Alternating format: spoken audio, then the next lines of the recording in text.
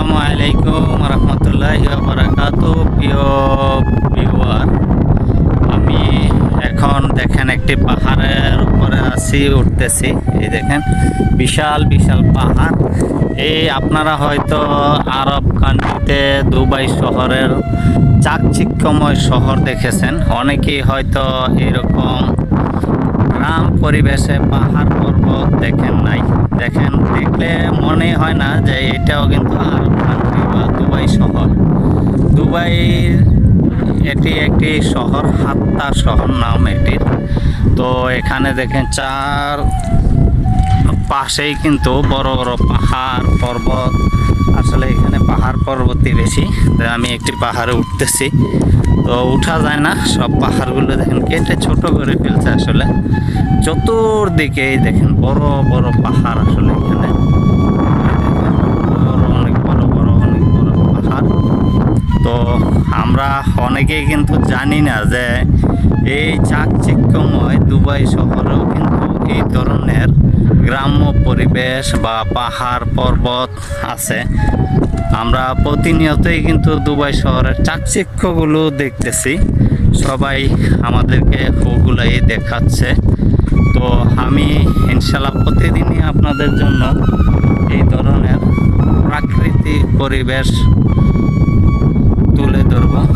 তো আপনারা আমার পাশে থেকে আমার চ্যানেলটি সাবস্ক্রাইব করে এবং শেয়ার করে আমাকে উৎসাহিত করবেন, আমি যেন প্রতিদিনই আপনাদের কাছে এই ধরনের প্রাকৃতিক পরিবেশগুলো উপস্থাপন করতে পারি, আপনাদের মনোরঞ্জন করতে পারি।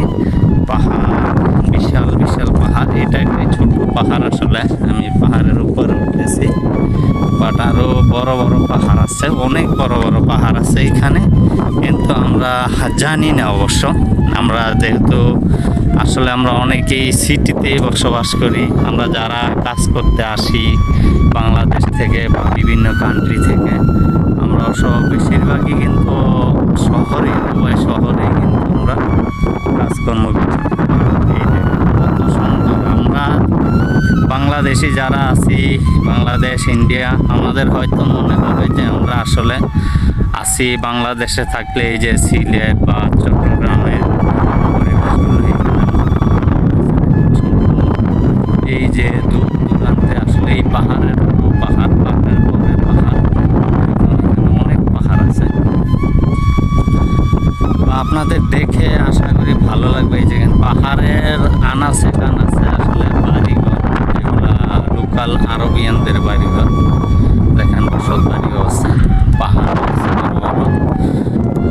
তো আমার চ্যানেলটি সাবস্ক্রাইব করে আপনারা আশা করি আমার সাথে থাকবেন। প্রতিদিনই নিত্য নতুন এই ধরনের প্রাকৃতিক পরিবেশ দেখতে আমাকে দেখাতে উৎসাহিত করবেন, আমি যেন আপনাদেরকে প্রতিদিন এই ধরনের পরিবেশ মুক্ত প্রাকৃতিক পরিবেশগুলো দেখাতে পারি, উপস্থাপন করতে পারি।